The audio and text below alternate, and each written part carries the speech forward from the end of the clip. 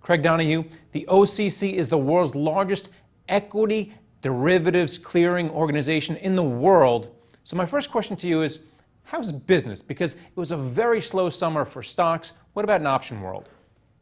Business is stable, but it's been slow relative to last year and the year before. But generally speaking, we're clearing roughly 16 million contracts a day, and so we haven't seen a huge drop-off, but we're not seeing growth either. Well, exchange-traded derivatives were not by far the cause of the 2008 crisis. It's more credit default swaps, but you were still caught up in the regulatory reform. So I want to hear from you now. Are those reforms too onerous? Are they weighing on business? Because right now, considering what's going on with Wells Fargo, I don't see them getting better much sooner. Well, first of all, you're ever so correct. The exchange-traded, centrally cleared markets worked beautifully, not just in the 2008 financial crisis, but for a number of decades. But it's true, we've been caught up in the regulatory wave of Dodd-Frank, and it's had some effect on the industry and on the cost of doing business. Generally speaking, I think many of the things that were adopted as part of the financial reform effort certainly make sense. But one of the things that we're seeing right now is that the cost of capital for large bank participants in the equity market is just becoming incredibly onerous, and it's having an effect on their customers. They're passing through those capital charges, those risk-weighted asset charges, to the professional, proprietary market-making firms that provide liquidity and actually make the markets work for retail investors.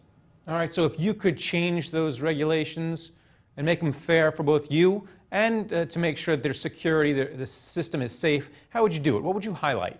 Well, I think the biggest fix is really the standardized methodology for basically determining how much capital a bank clearing member firm should hold relative to the true risk of the positions that it is clearing through OCC.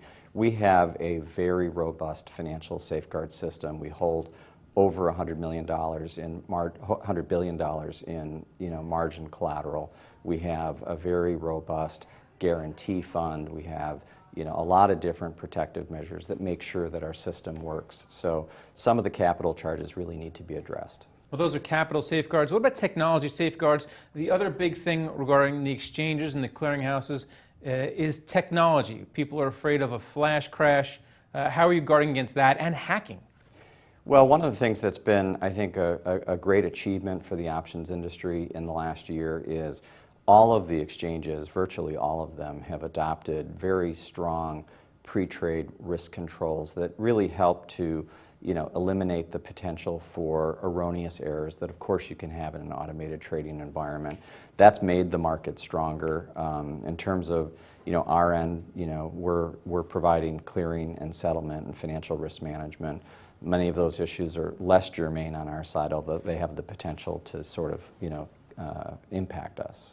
And then finally, in this low yield environment, are you seeing more individual investors use covered call strategies, selling calls, really using the listed options exchanges to their fullest, because you can't find yield anyway, so covered calls are a way? Right. Well, this is one of the great features of our market is that we have tremendous retail participation in the listed options markets in the United States, and certainly covered call writing for income generation purposes is a tool that people use. And we were very fortunate this past year as an industry.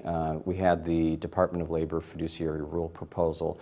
It had the potential to curtail that type of activity, retired people in self-directed retirement accounts writing covered calls. And luckily, through the efforts of OCC and the other options exchanges, we were able to change that so that we can retain the ability to provide that type of income generation tool for retail customers, which is more important now than ever. Gotta have it. Thanks a lot, Craig Donahue. Thank you very much. Good to be with you. And thank you for watching The Street.